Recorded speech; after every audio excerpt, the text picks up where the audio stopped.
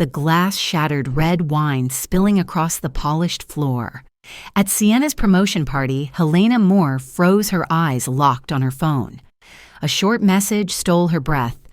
"Mrs. Moore, this is Dr. Reed Patel. Your son Ethan is in critical condition." The music kept playing, laughter echoing through the bright room. Sienna, dazzling in a silver dress, raised her champagne glass, her arm looped around another man.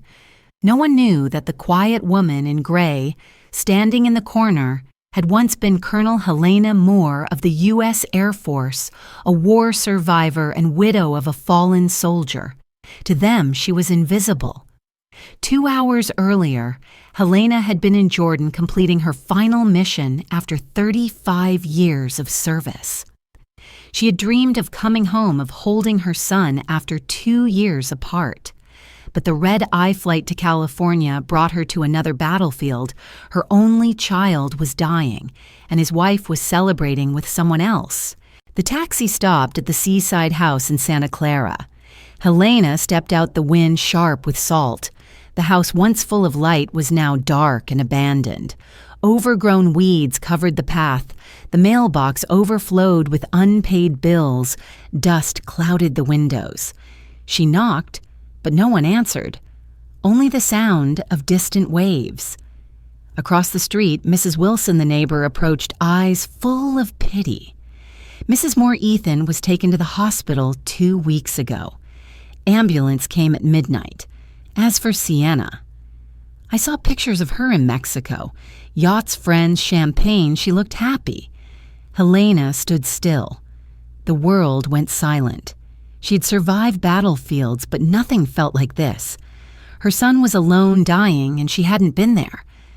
An hour later, Helena arrived at Santa Clara University Hospital. The sterile light burned against the white walls. When the doctor opened the door, she saw her son lying, motionless tubes covering his body. "He's very weak, doctor," Patel said softly, "but he's been waiting for you." Helena took his hand. "I'm here, Ethan." His eyelids fluttered. "Mom," Sienna said. "You weren't coming." She swallowed hard. "I'm here now, son. Rest." He tried to smile, but his breath faded. The heart monitor gave one last tone, then silence. Helena held him tightly, unable to scream. The woman who once commanded soldiers could do nothing against death. The doctor whispered, "We did all we could." Helena glanced at her father's old watch. The minute hand stopped at 12:41, the moment her son's heart stopped. That night she returned to the dark, empty house. She sat in silence, listening to the waves pounding the shore. On her phone, she found Sienna's social media. The profile picture showed her laughing on a yacht glass of wine, raised high, the caption, reading, "Freedom tastes expensive." Helena whispered bitterly, "Yes, it does, bought with Ethan's life." Her tears were gone. The lamp's dim light revealed framed photos on the shelf. Ethan smiling on his wedding day, Sienna beside him. A lie captured forever.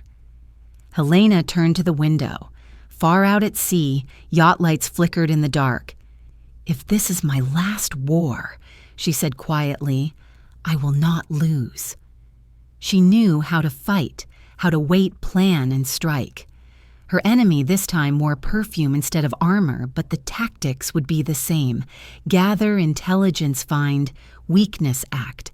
She opened Ethan's desk drawer. Everything was neatly arranged except one picture frame lying face down. She lifted it. 3 smiling faces looked back, herself, Ethan, and Sienna. A perfect illusion. From her pocket, she pulled out her father's silver watch. Its ticking filled the quiet room. That sound had followed her through war, through her husband's funeral, and now through her son's death. Each tick felt like a heartbeat of resolve. Justice could come late, but it always came. Helena stood tall, straightened her shoulders, and faced the window. Her shadow stretched long across the floor. Outside, waves crashed harder, the sea roaring like an old friend calling her back to the fight. The yacht light still shimmered, daring her. She smiled faintly, a mother who had lost her son, a soldier who had lost her cause, both reborn. No tears, no fear, only purpose. This battle would have no bullets, but it would have victory. Above the crashing waves, her whisper was steady. "Ethan, I promise you they will pay." In that moment, something awakened in her, not grief, but fire. A new war had begun, not in the desert or the sky, but here in the heart of America, where justice would be forged from the love and fury of a mother who had nothing left to lose. The next morning, sunlight spilled across the worn walls of the seaside house. Helena sat at the dining table, a cup of cold coffee before her and a pile of unopened mail beside it. The silence was suffocating, as if the house itself was mourning. Every corner carried traces of her son, the sand still clinging to his shoes, a ceramic cup left in the sink, the faint scent of his cologne lingering in the air. Mrs. Wilson knocked on the door, holding a basket of pastries. "Have you eaten, dear? I saw your light on all night." Helena nodded softly. "Thank you. I'm looking for some of Ethan's things." The neighbor sighed. "If you need help, call me." "And about Sienna?" Helena's cold gaze cut her off. "I'll handle it, thank you." When the door closed, Helena began searching the house. On Ethan's desk sat a locked laptop and a crumpled note that read, "Invoice, Ocean Gate Holdings." The name meant nothing to her. Inside the drawer was a stack of overdue envelopes stamped in red. Electric bills, water bills, credit cards, all unpaid. Ethan had never been careless with money. The more she read, the heavier her suspicion grew. Helena gathered the papers, organizing them by date. When she opened the last envelope, a receipt slipped out: private charter. Key Largo. $75,000 signed in Ethan's name. Her son had never spent recklessly. Someone had used his name to drain his account. She went still, then opened her notebook, jotting down every detail. The instincts of a commander returned, precise, cold, and deliberate. Outside, the waves crashed against the shore. Each sound pulled her back to their last phone calls.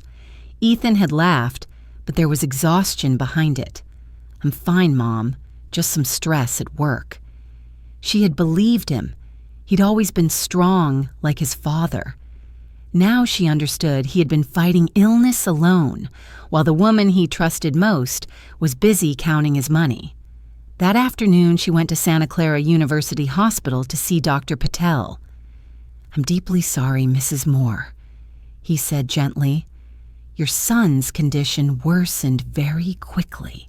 When we discovered it, it was already stage 4. Helena's voice was low. "Did anyone visit him in those 2 weeks?" The doctor hesitated, then shook his head.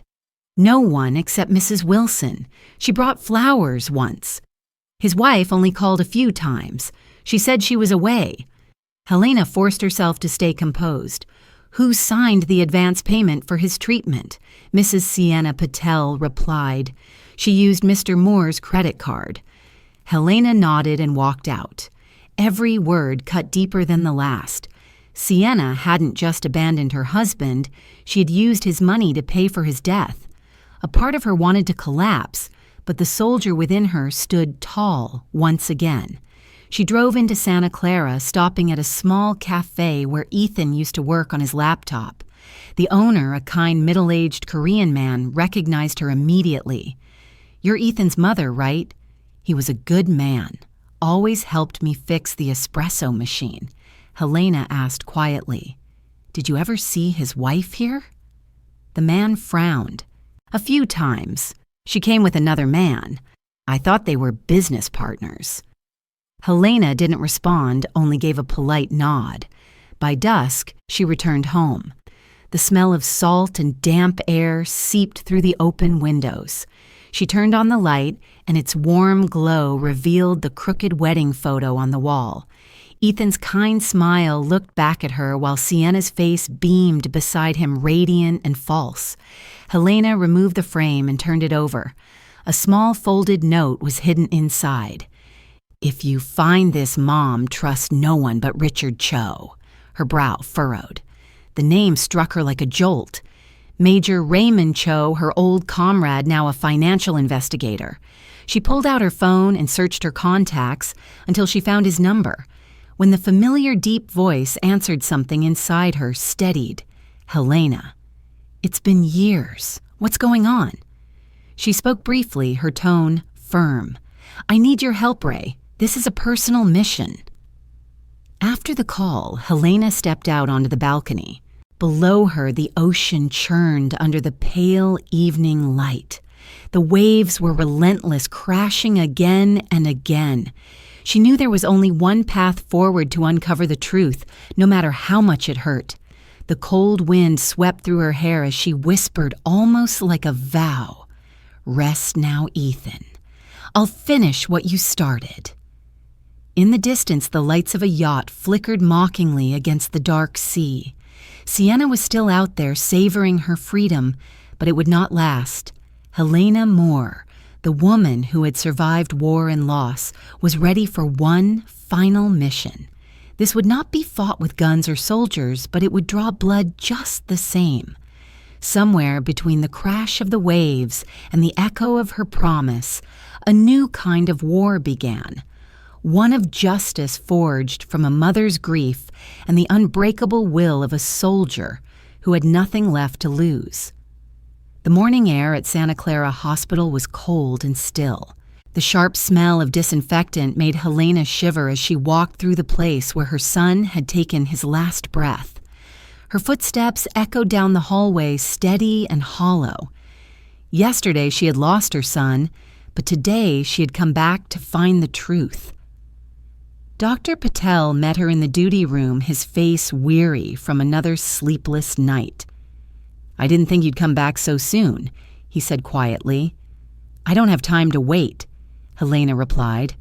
She placed a document on the table, a payment form signed by Sienna. "Who confirmed this advance payment?" Patel studied it, frowning. It came through an online transfer. She verified it by phone, calm and polite. No one questioned it. Helena stared at the paper, her jaw tight. Calm, that was Sienna's weapon. Even while her husband was dying, she had lied without hesitation. This was no longer about betrayal or heartbreak. It was a crime. As she left the office, Helena passed the ICU ward. A young nurse recognized her. "You're Mr. Moore's mother, right?" He was very kind. He always asked me to play soft music. There was a man who visited him 3 times. Helena stopped. Who he said he was a colleague.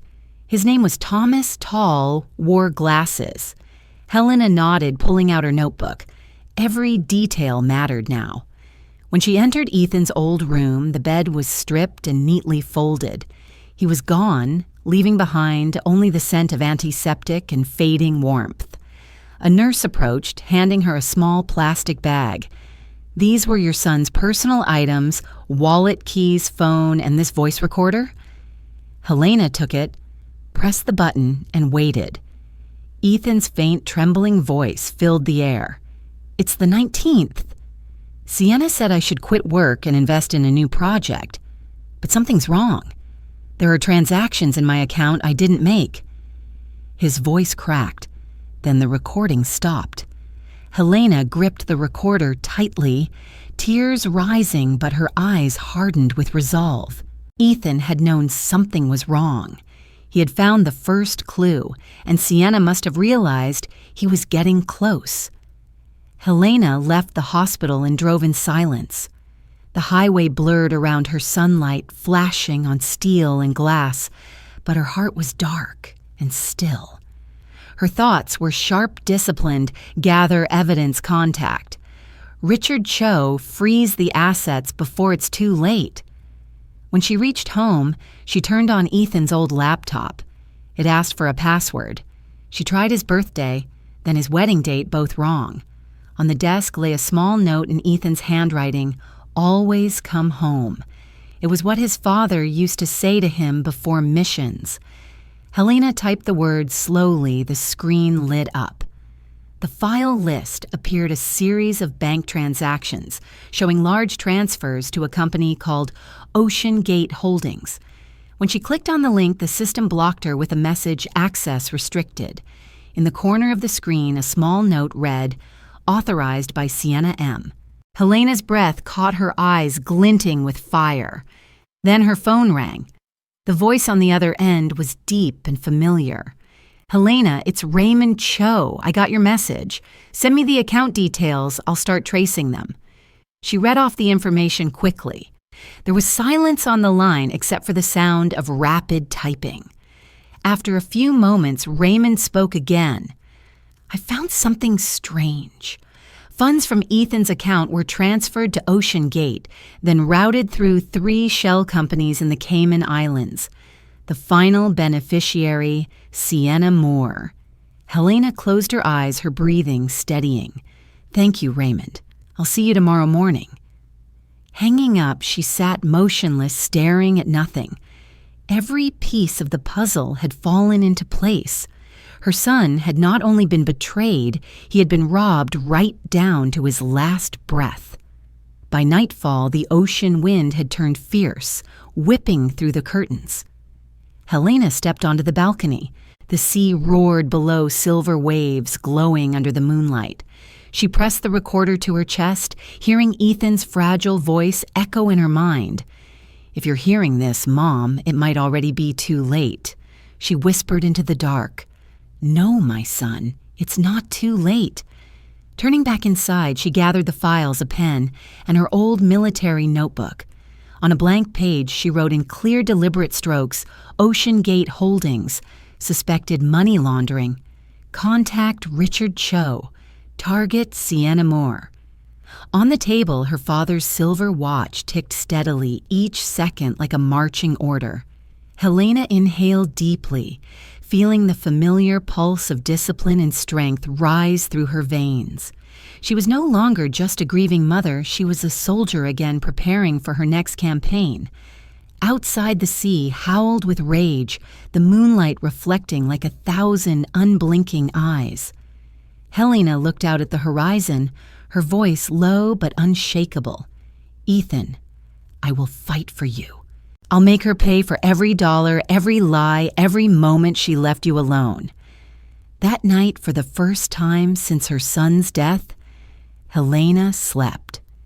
In her dream, the sea glowed like molten steel, and she heard Ethan's voice in the wind, calm and strong. "Mom, I trust you." Morning sunlight poured through the windows of the seaside house, casting a golden glow across the room. Helena sat at the dining table staring at a cup of cold coffee. She hadn't slept. All night she had read through invoices notes and replayed her son's final recordings. Every fragile word of Ethan's voice tore at her heart. But she knew tears would not bring him back. It was time to fight. Ethan's phone lay motionless on the table. After several attempts, she unlocked it using his saved fingerprint. The screen lit up, revealing hundreds of messages. In the recently deleted folder, Helena found several conversations between Ethan and Sienna. "Don't worry, it will all be over soon." "I'm tired, Ethan. You have to understand I need to live too. He's weak. He won't make it." Helena read slowly, her hand tightening with every line. Each word felt like a blade. Sienna hadn't just abandoned her husband, she had waited for him to die. The phone rang. It was Raymond Cho. "I finished the investigation," he said. "Ocean Gate Holdings is a shell company. Beneath it are 3 accounts in Sienna's name. I forwarded all evidence to attorney Clara Nguyen. She can help you press charges and freeze the assets." Helena's voice was steady. "I'll meet her. But first, I have something to do." That afternoon, she drove to Azure Palm, the upscale restaurant where Sienna often posted her glamorous photos. The glass doors opened to the scent of perfume and soft jazz. In the center of the room, Sienna stood in a white dress, smiling brightly as she raised a glass of champagne. Helena walked forward, her footsteps slow and heavy, each one ringing with purpose. The chatter stopped. Sienna turned her smile, faltering. "Mrs. Moore, what are you doing here?" Helena placed a phone on the table, the screen showing Ethan lying in his hospital bed. "I came to ask you one thing. When he was dying, did you ever think of seeing him one last time?" Sienna's face turned pale, but she quickly regained composure. "You think I didn't care I was devastated? You don't understand." Helena tilted her head slightly. "You were devastated while renting a $75,000 yacht while draining his accounts." One of Sienna's friends started to intervene, but froze under Helena's cold stare. Sienna forced a shaky smile. "You have no proof." Helena pressed play on the voice recorder. Ethan's faint voice filled the room. "Sienna, why are you doing this?" The restaurant went silent. Sienna's face drained of color. "You had no right to invade my privacy," she snapped. Helena's tone was quiet but sharp. Justice doesn't ask permission from a traitor. Sienna's eyes glistened, her voice trembling. "Ethan abandoned me first. I just did what I had to do to survive." Helena's reply was icy. "You survived by killing the faith of a dying man. I've seen soldiers die for their comrades, but I've never seen anyone trade their honor for money." The air grew heavy. Sienna's hand trembled as she clutched her purse.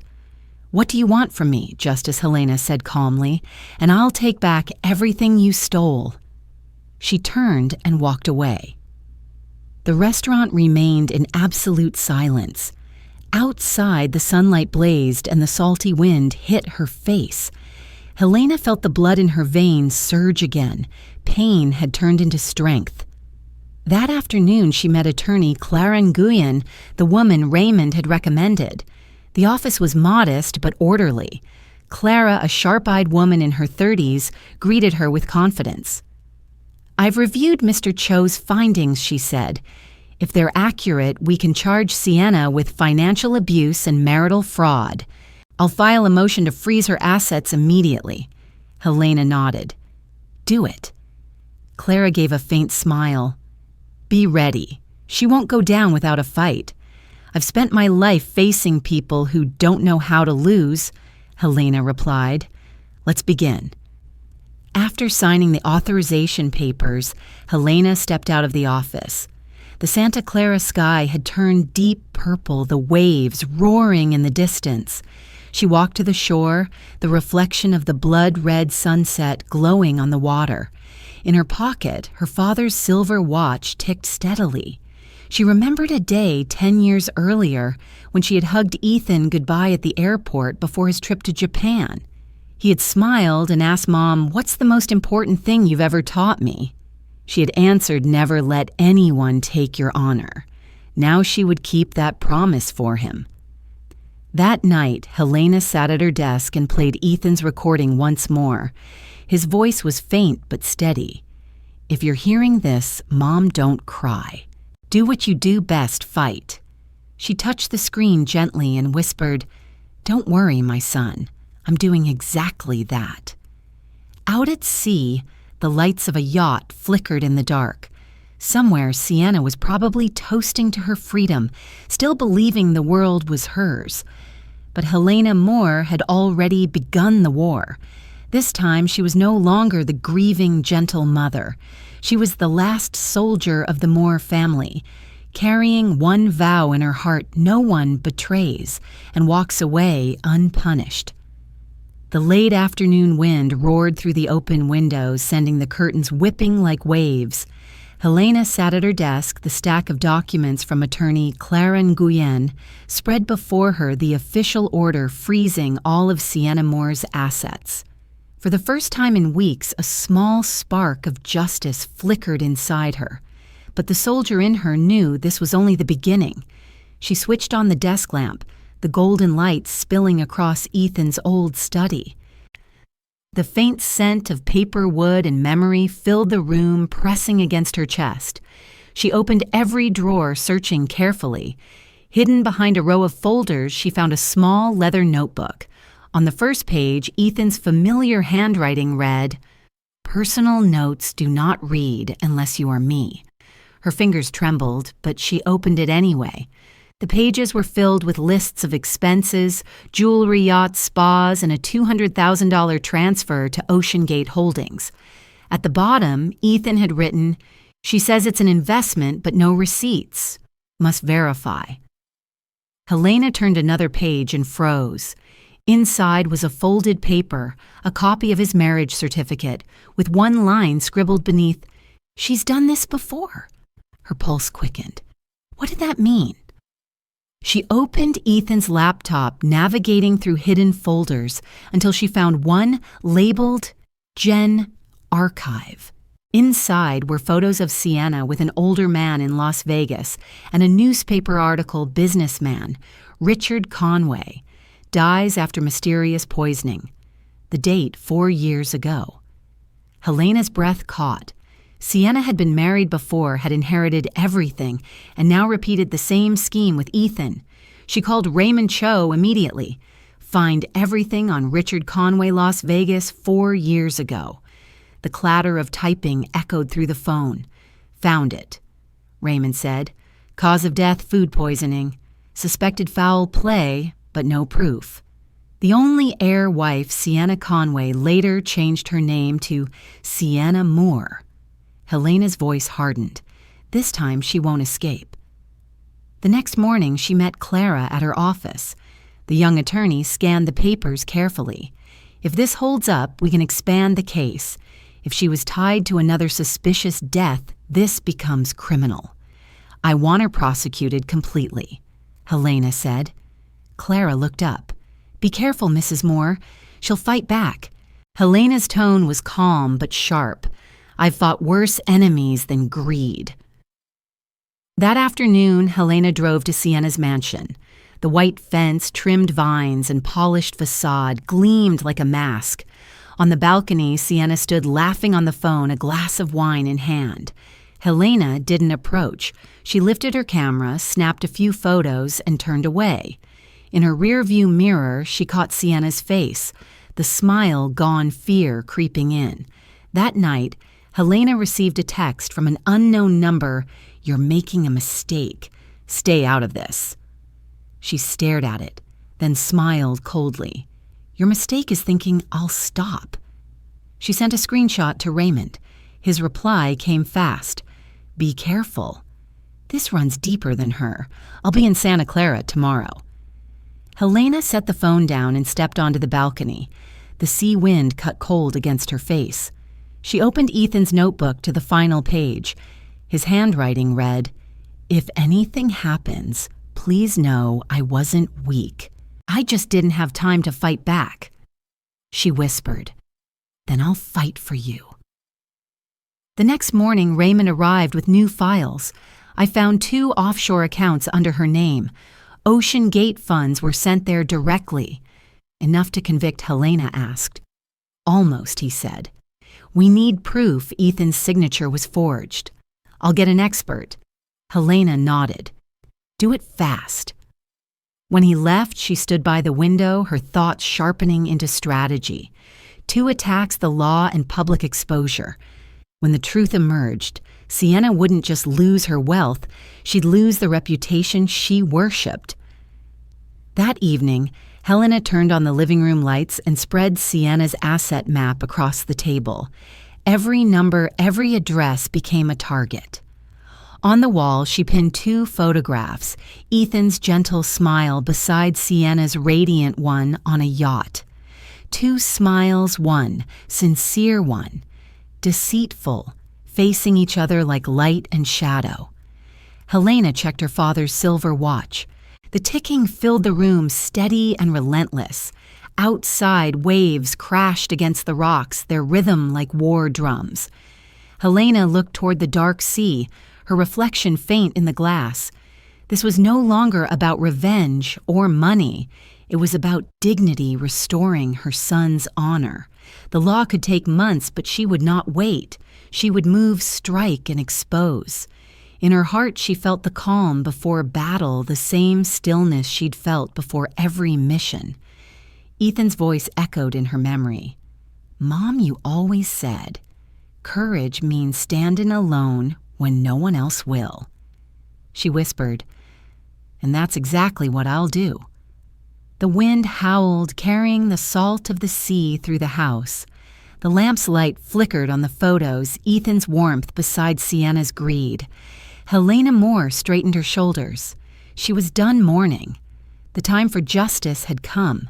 This time she would not wait for anyone to deliver it, because Helena Moore was justice. Morning in Santa Clara lay under a gray mist. Helena rose early, organizing the stacks of evidence she planned to hand to Attorney Clara. Every paper, every note was a piece of the case she would use to expose Sienna's crimes. While she steamed the kettle, the phone rang. Clara's voice came urgent. "Mrs. Moore Sienna has retained Hartwell and Pierce. They have countersued accusing you of invasion of privacy and defamation." Helena's reply was calm, almost matter of fact. "She's attacking honor. Fine. That is her first mistake." Clara continued. "She also arranged an exclusive interview claiming you want to seize her husband's assets." Helena paused, then answered coldly, "She has chosen war. I will show her what a counterattack looks like." By noon, the internet erupted. Photos and clips of Sienna in black weeping in front of cameras circulated with her story, "My mother-in-law cannot accept the truth." Comments split the public, some sympathetic, some suspicious. Helena read them all, her eyes as cold as ice. Raymond called advising restraint. Don't respond hastily. I sent the dossier to an investigative financial reporter. Tonight at 8, she will publish the proof. When Sienna thinks she has won, we strike at the heart. How long? Helena asked. 8 p.m. sharp. Be ready, he said. That afternoon, Helena went to the bank. The branch manager handed over the handwriting analysis, 3 transfer authorizations forged, all bearing Ethan's apparent signature, but clearly falsified. Helena clenched her fist. Thank you. This is what I needed. On her way home, the gate stood ajar and her footsteps slowed. The living room door moved. Sienna sat on the sofa, hair disheveled, yet carrying a defiant air. You should stop, Sienna said without preface. You don't understand the people I work with. Helena stood tall, voice low and steady.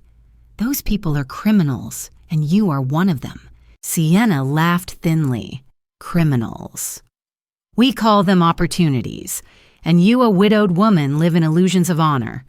Helena stepped forward. I have watched my soldiers die to protect others. You sold your soul for handbags. Sienna glanced at Ethan's photo on the wall, then sneered.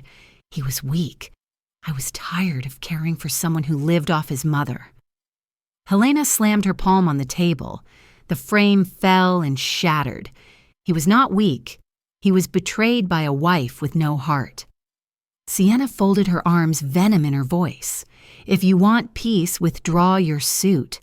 I have proof you received $40,000 from Ethan's company. I will expose you as the thief. Helena's laugh was cold. That was money he sent to repair his house. You turned filial duty into a crime. Sienna's tone dropped a threat now. This is beyond money. Stop now or you will regret it. You don't know who I work for. A threat. Helena asked softly. A warning, Sienna corrected, then walked away. Helena remained anger burning, not fear. She called Raymond. She was here. She threatened me.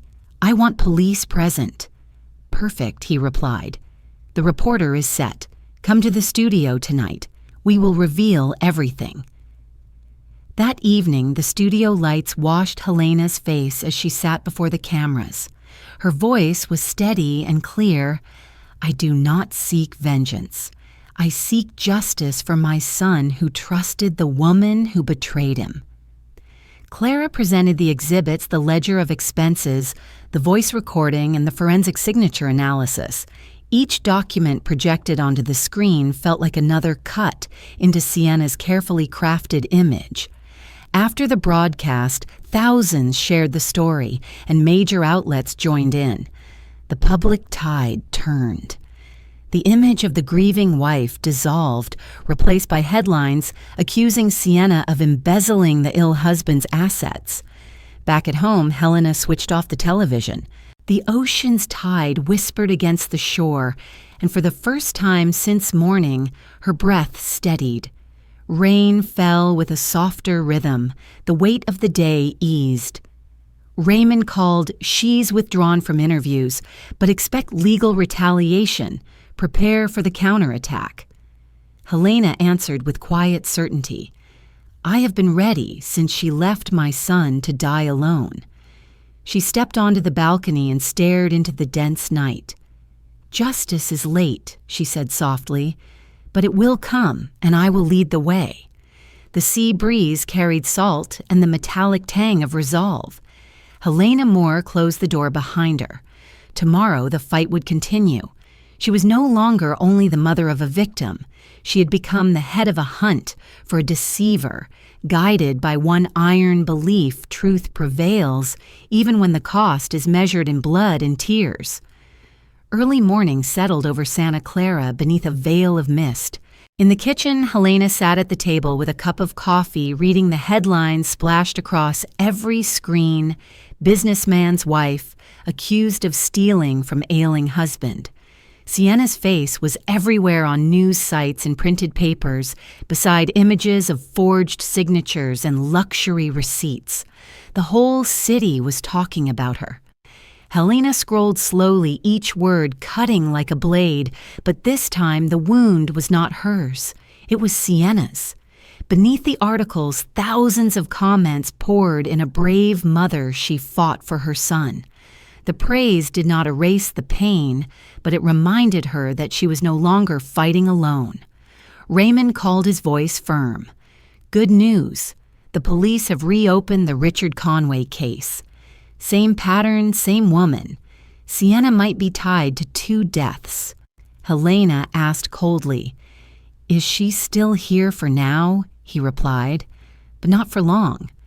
I heard she's planning to flee to Malta with a fake passport." Helena's tone sharpened. "She's not going anywhere." She immediately called Clara. "We need a no-exit order." "Already submitted," Clara said. "But if she uses another identity, we'll need more time." "There is no more time," Helena said. "I'll make sure she stays." By noon, she arrived at the Santa Clara Police Department. Detective Morales met her with professional respect. "Your evidence is solid. If she tries to leave the state, we'll detain her immediately." "Please move fast," Helena said. "She's killed before. This time she won't escape." Morales nodded gravely. "You have my word." That evening, Sienna appeared on television. She wore a white dress, her hair softly curled, her voice trembling. "I've been misunderstood," she said tearfully. "I loved my husband." Each tear fell on cue, each sigh rehearsed. Cameras captured the perfect picture of innocence. Helena watched in silence from her darkened living room. When it ended, she stood and called Raymond. "Where is she? Harborview Hotel," he said. "The interview ends at 10. "Do you want me there?" "No," Helena replied. "This one's mine." At 9:30, Helena walked through the hotel lobby, bright with lights and noise. Reporters crowded near the exit as Sienna stepped in, surrounded by guards and flashing cameras. The moment their eyes met, the crowd hushed. Helena stepped forward, her voice calm and clear. "Would you like to repeat what you just said in front of the mother of the man you killed?" Sienna stiffened, taking half a step back. "I have nothing to say to you." Helena raised a paper, the toxicology report from the Conway case. Same sedative, same dosage in the victim's blood. "Do you still claim innocence?" Reporters surged forward, cameras flashing in a storm of light. Sienna's face drained of color. She turned sharply and walked away, but Helena's voice cut through the noise. "Justice may come late, but it never disappears." The confrontation spread instantly across every channel.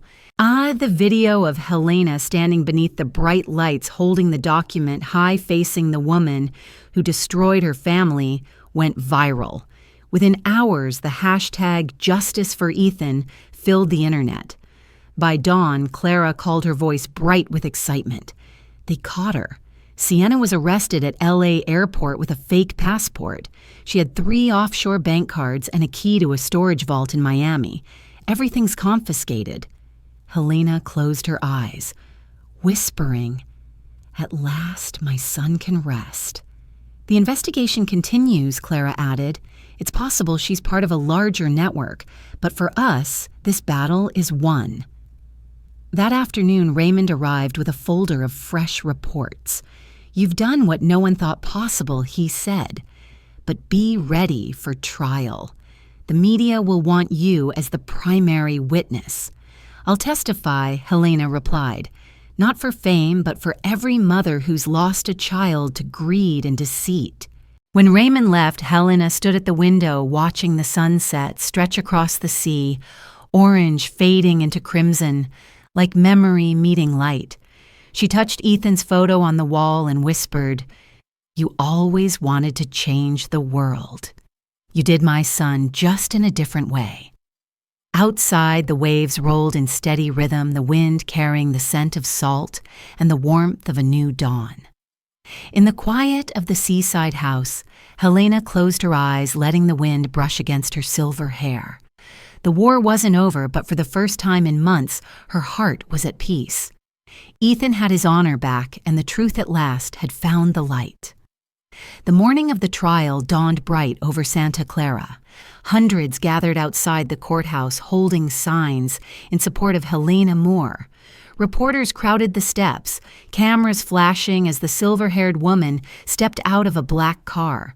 She wore a simple navy suit, a small military pin on her lapel, a symbol of honor and integrity. Across the plaza, Sienna was escorted inside wearing dark glasses and a pale face. The flashes erupted again, capturing the moment the 2 women, once part of the same family, now faced each other as enemies. Beside Sienna stood Attorney Pearson, known for defending wealthy criminals. Inside the courtroom, tension hung thick in the air. The prosecutor read the charges. Defendant Sienna Moore is accused of financial fraud, embezzlement, and the falsification of medical documents belonging to her late husband, Ethan Moore. She is also connected to the suspicious death of businessman Richard Conway. Sienna sat motionless, but when the prosecutor played a recording of her voice discussing offshore transfers and insurance payouts, her composure cracked for a split second. From the front row, Helena watched silently, her eyes fixed on the screen. Every sound was a reminder of pain, but also of truth resurfacing. Then Clara stood, her tone steady and sharp. "We have a voice recording from Ethan Moore, the victim, confirming that he discovered the defendant's illegal transfers and that she abandoned him while he was dying. Handwriting analysis further proves the authorization signatures were forged." The defense lawyer rose. "Mr. Moore was under heavy medication. His testimony cannot be considered reliable." Clara countered, "A neutral medical expert has verified that he was conscious and coherent." The courtroom murmured. Sienna turned toward Helena, her expression a mix of defiance and desperation. Helena's gaze was unflinching, cold as steel. No words were needed. Justice, she believed, did not shout. It simply stood firm. When Helena took the witness stand, the entire room fell silent. Her voice was calm, unwavering. "I am not here for revenge," she said. "I am here for my son who believed in a love that was a lie. I served my country for 40 years. I learned that enemies do not always wear uniforms. Sometimes they live inside our homes." The room stilled. A few people wiped away tears. Helena finished with a single line that broke the silence and earned applause. "The truth can be buried, but it still breathes, and today it finally speaks." The trial stretched on for 3 days. During every recess, journalists surrounded Helena, asking how she withstood the pressure. She simply replied, "I've heard real bombs. Their words don't scare me." On the fourth day, the jury filed back in. Everyone held their breath. The clerk read the verdict, guilty on all counts. A collective sigh filled the courtroom, followed by applause. Sienna collapsed into her chair, burying her face in her hands. Her lawyer lowered his head in defeat. Helena closed her eyes as tears slid down her cheeks, but her lips curved into a faint smile. Ethan had finally been vindicated. The sentence was announced 25 years for fraud, 10 for forgery, and 20 for her involvement in Richard Conway's death, 55 years in total, without parole. As officers led Sienna away, she turned back and whispered, "You destroyed me." Helena replied softly, "No, you destroyed yourself." That afternoon, Helena left the courthouse in silence. The crowd lined both sides of the steps, applauding as she passed. Some handed her flowers, others simply looked on with quiet respect. A reporter called out, "Do you regret pursuing this case to the end?" Helena stopped and answered, "I only regret not arriving in time to save my son. Everything else was necessary." That evening, she returned to her seaside home. The sunset spread gold across the waves. She removed her jacket, hung it neatly, and stepped onto the porch. In her hand was Ethan's letter, the one she had carried in her pocket through every day of the trial. "Mom, if I don't make it live for me, use your strength to do something good." Helena lifted her gaze to the horizon. A gust of wind tore the letter from her grasp. It swirled into the sky, then fell toward the water below. She did not chase it. What mattered was not the paper, but the promise one she had already fulfilled. Night fell slowly, the rhythm of the waves blending with the steady beat of her heart. The war was over, but in Helena's chest there was no pride, only peace, the kind born from justice finally served. Tomorrow she would begin the next chapter of her life, not as a soldier, not as a grieving mother, but as a symbol of quiet strength and unshakable truth. A week after the trial, the sea at Santa Clara returned to its calm rhythm. In the early morning, sunlight poured across the water, shimmering over the gentle waves. Helena sat on the balcony with a cup of tea, listening to the distant call of seagulls. The battle was over, but inside her lingered a quiet emptiness, no longer filled with hatred, only with longing. The phone rang. It was Clara. "Mrs. Moore, the court has transferred all of Ethan's assets into the charitable foundation under your name. We can begin the project he wanted." Helena nodded softly. "Thank you, Clara. Ethan always believed in doing good. I'll finish what he started." That afternoon, she visited the empty lot by the shore, the place Ethan once dreamed of turning into a training center for young people. The wind swept across the field, rustling the wild grass. For a moment, she could almost hear his voice again. "Mom, I want to help young people chase their dreams." Raymond was already there, holding the old blueprints Ethan had designed. "I've reached out to a few donors," he said. "They're ready to fund this project to make his dream real." Helena unfolded the plans, tracing the faded lines with her fingertips. In the corner, the words read, "The Moore Foundation Building Futures." Her voice broke into a whisper. He's still teaching others, just in another way. In the weeks that followed, Helena threw herself into the work. She met with architects, signed building permits, and selected contractors. Everyone was surprised that a woman past 60 worked with the precision and stamina of a commander. But Helena was used to battlefields. Only this time she traded weapons for blueprints and orders for quiet determination. One morning, an email arrived from Detective Morales. "We've arrested 4 more suspects connected to the financial fraud ring. Sienna was a key link. Thanks to your evidence, many victims have been cleared." Helena read slowly, her eyes filling with tears. At last, justice didn't just belong to Ethan, it belonged to others too.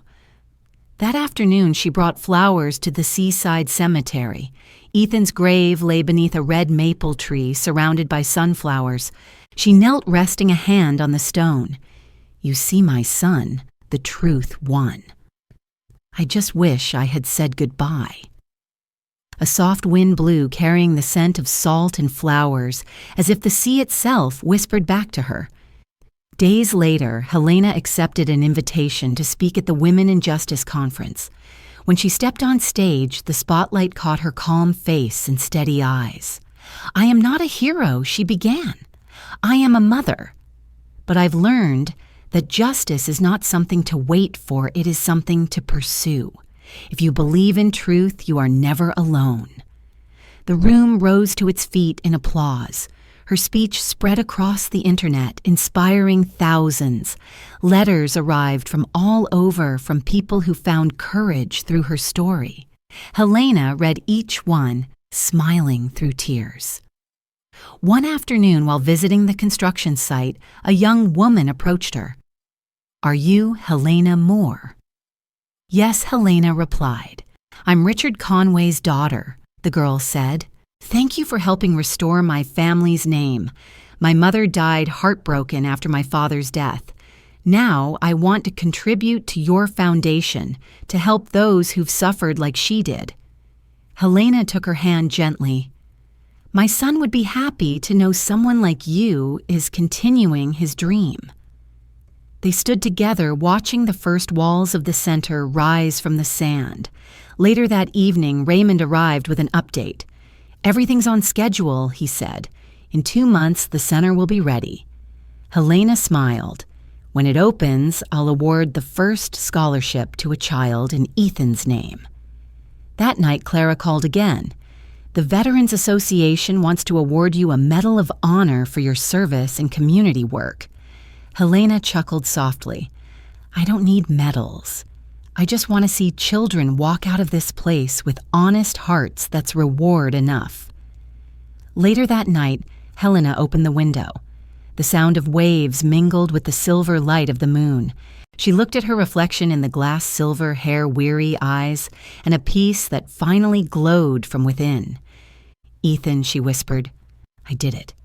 You may be gone, but you live on in every brick, in every dream born from our pain." Outside, the sea breeze carried warmth instead of sorrow. The tide whispered of rebirth. A new chapter had begun, no more tears, only the light of hope and the lasting legacy of love. The Moore Foundation Center was inaugurated on a bright, sunny morning.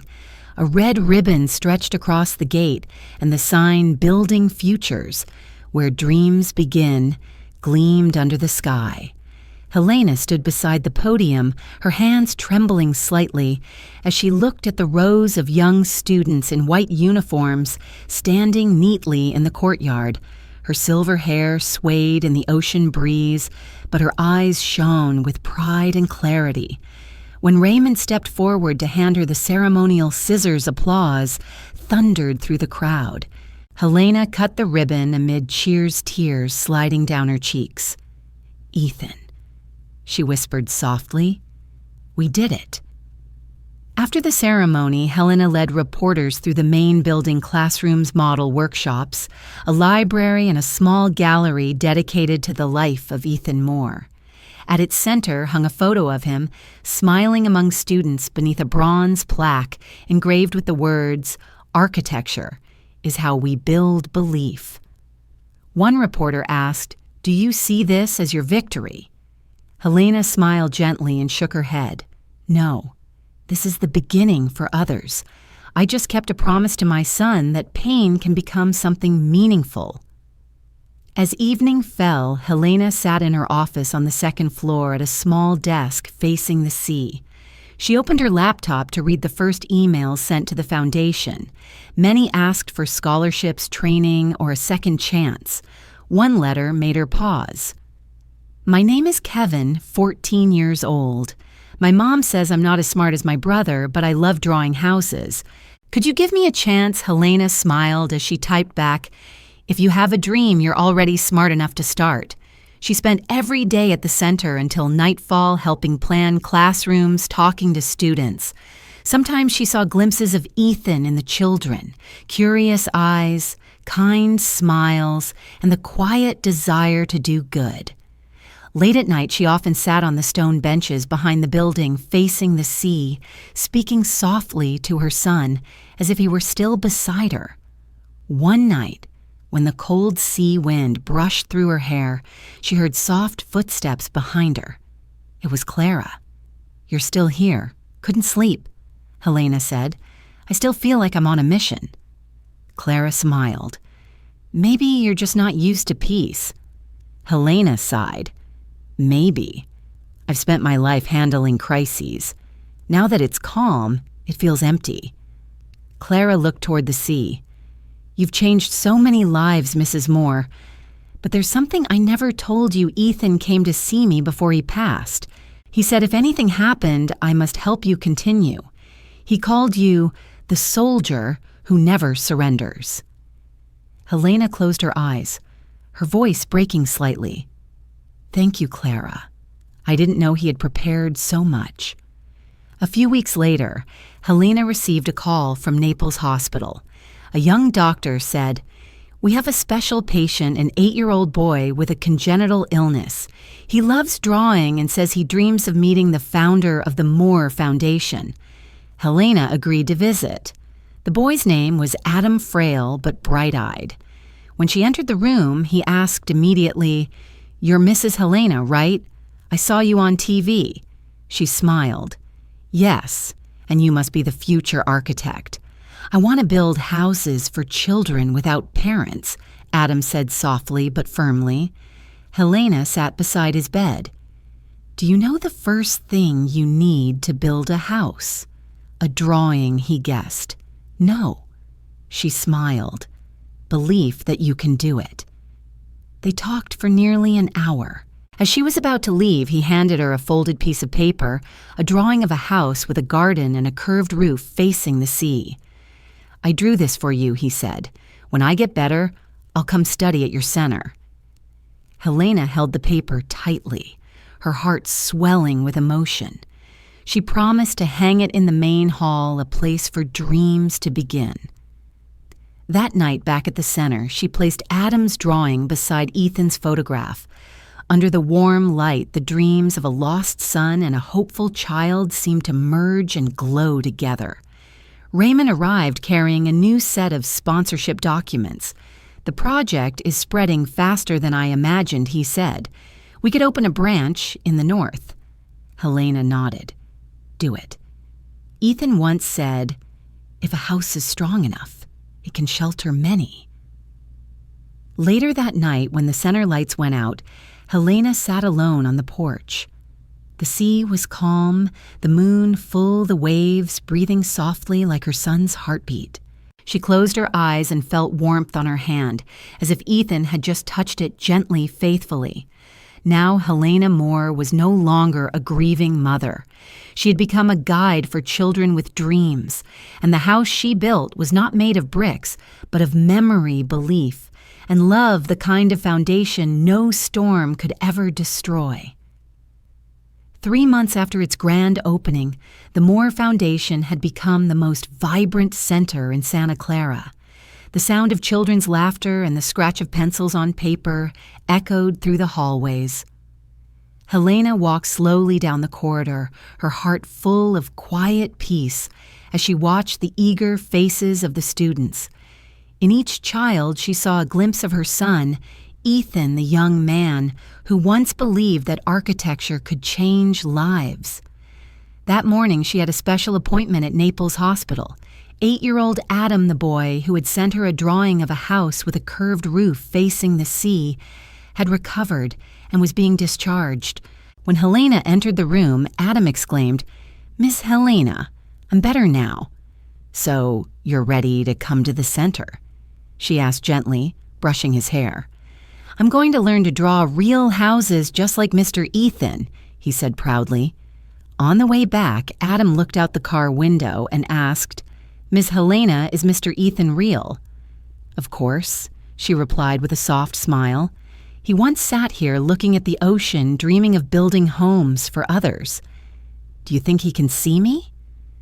"Yes," she said, "and I think he's smiling because someone is continuing his dream." When they arrived at the center, the students ran out to greet them. Everyone Helena announced, "This is Adam, our newest student." The boy bowed politely and handed her a folded piece of paper. "I want to give this to the center. This place makes me believe I can be better." Helena took the paper, her eyes misting with emotion. In the following days, Adam quickly fit in. He was curious, enthusiastic, and sometimes overly energetic, which made everyone laugh. Helena's favorite moments were when she saw him sitting in front of Ethan's photograph, whispering, "I'll make it, I promise." One afternoon, Clara stopped by and found Helena helping Adam adjust a model house. "You're still working too hard," Clara said. "Let us handle more of it." Helena smiled gently. "I'm not tired, Clara. This boy reminds me that I still have a reason to live." "He's so much like Ethan," Clara murmured. "Yes," Helena replied softly. "Every child is a chance for the past to heal." That night, Helena walked alone through the empty hallway, the moonlight pouring through the glass windows and glinting off Ethan's photo. She stopped and whispered, "Ethan, do you see? The flame you left still burns bright." The next day, Raymond arrived with good news. The government wants to open another branch in the north. If the Moore Foundation leads it, they'll fund everything. Helena thought for a moment and smiled. "I'll let Clara oversee it. I want to stay here with these first children." Raymond nodded. Ethan would be proud. In the weeks that followed, Helena focused on training the new staff. During the final meeting, she told them, "We're not just teaching these kids how to build houses, we're helping them build their futures." The room fell silent, then filled with long, heartfelt applause. Adam's progress was remarkable. He won the Designing Hope Award for Young Creators. When he received the trophy, he ran straight to Helena beaming. "Ms. Helena, I won. Are you proud of me?" She knelt down, touching his hair. "More proud than you can imagine." That evening, the center held a small celebration. Helena sat quietly in the back row, watching the joyful faces under the warm, golden lights. Clara sat beside her and whispered, "You've created a miracle." Helena smiled. "No, I just finished the dream. Ethan couldn't." After the event, she stood before Ethan's photograph beside a map showing the new branches that would soon be built. Under the soft light, his eyes seemed to shine brighter, as if watching her with faith and pride. Outside, the ocean breeze brushed gently across the courtyard. Helena stepped onto the porch, breathing in the salty air, feeling her body lighter than it had been in years. She knew she had nearly reached the end of her journey, yet her heart felt young, as if it were the first day she chose to rise again after her loss. In the distance, Adam's voice carried across the courtyard. "Miss Helena, I'm going to design a house named after you." Helena laughed. "Then I'd better live long enough to see it." Night fell and the lights of the center dimmed. In the quiet office, two pictures hung side by side, Ethan's portrait and Adam's drawing. One belonged to the past, the other to the future, yet both shared a legacy, the belief that kindness can build homes stronger than concrete. As Helena Moore prepared to sleep, she whispered softly, "If life is a structure, you are the foundation. My son and I am simply the one continuing to build." Outside, the sea murmured gently, lulling the night to peace. And beneath the silver moonlight, the old mother smiled, knowing that her son's love still lived on in every brick, every dream, and every heart that carried his legacy forward. A year had passed since the Moore Foundation first opened its doors. From the hill above, Helena looked down at the sunlit courtyard where children ran laughing in the sea breeze. The white walls of the building glowed under the sunlight as if the entire structure was alive and breathing. She smiled softly. Ethan had once said, "A house only truly lives when there is happiness inside." Now his words had come true. This morning marked the foundation's first anniversary. Clara had prepared the speeches, and Adam had been chosen to speak for the students. Helena no longer managed the center, but to everyone there, she remained its heart. When Adam stepped onto the stage wearing a white shirt and that bright, innocent smile, Helena felt her chest tighten. Pride and longing intertwining. His young voice rang clear. "Miss Helena taught me that to build a house, you must begin with belief. Because of her, I learned that belief can turn fear into strength. I want to thank Miss Helena and Mr. Ethan, the ones who gave me a dream." The room erupted in applause. Helena bowed her head, tears glistening on her cheeks, though her smile stayed. After the ceremony, she walked alone along the beach. The sea was calm, the wind soft and salty. In her hand was a bouquet of sunflowers, Ethan's favorite. She released each flower into the waves, whispering, "You see, my son. You've saved more lives than I ever imagined. You may be gone, but your light still shines." Behind her came footsteps. Raymond's voice followed. "I knew I'd find you here." "You still haven't retired," she teased lightly. He smiled. "No one really retires when there's work left to do. We just received funding for a second center. I want you to name it." Helena paused. "Call it the Lighthouse. A beacon for those who've lost their way?" Raymond nodded. "Perfect. Just like you." That afternoon, they returned to the foundation. At the entrance, Helena stopped to admire the children's paintings. One in particular caught her eye, Adam's drawing of a big seaside house with a silver-haired woman standing on the porch. Beneath it were the words, "Miss Helena, the one who taught me to build with my heart." That evening, Clara and the staff held a small celebration. They sang, laughed, and told stories under the warm golden lights. Helena sat in the middle, surrounded by joy. In that moment, she imagined Ethan sitting among them, smiling, nodding proudly as if saying, "You did well, Mom." After the party, Helena remained alone in her office. Moonlight spilled through the window onto her desk where Ethan's photograph and Adam's drawing rested side by side.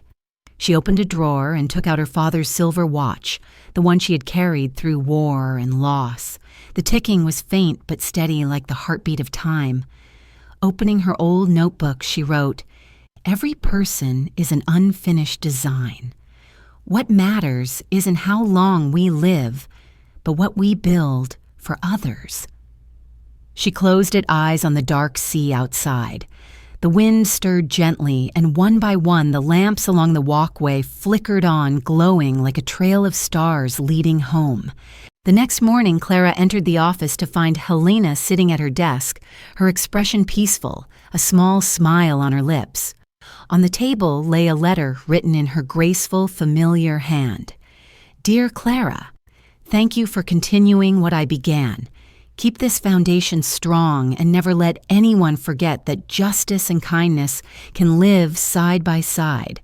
Take care of Adam as you would my own son. When they laugh, I'll know I'm still here." News of Helena's passing spread quickly. The funeral was simple, just as she had wished. Only the staff, students, and friends attended. Adam brought his drawing of the house and placed it atop the coffin.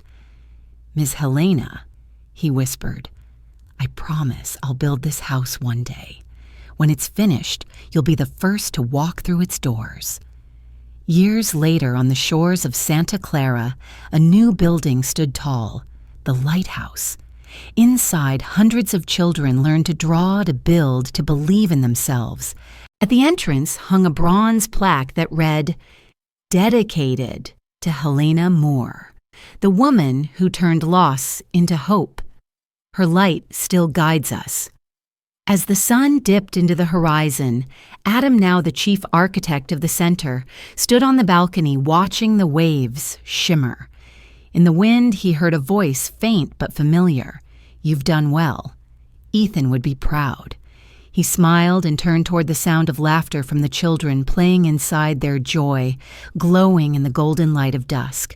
The story ends by the sea, but the legacy of a mother endures in every brick, every small hand building dreams, and in every heart that believes kindness can light the world.